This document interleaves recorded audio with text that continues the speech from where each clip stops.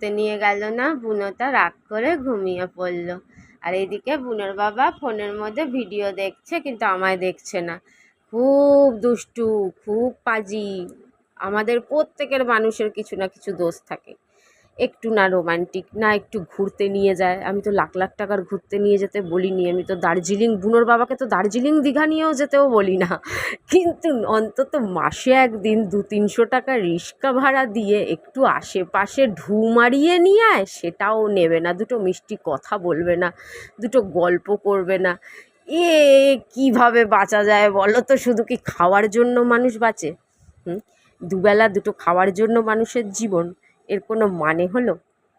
ঠাকুরের প্রসাদ দিচ্ছিল, আমি ভুল করে বলে ফেলেছি কে ঈদের জন্য কোনো মিষ্টি আনিসনি, বলে ঈদের জন্য মিষ্টি আনিনি, সোমবার তার জন্য এনেছি।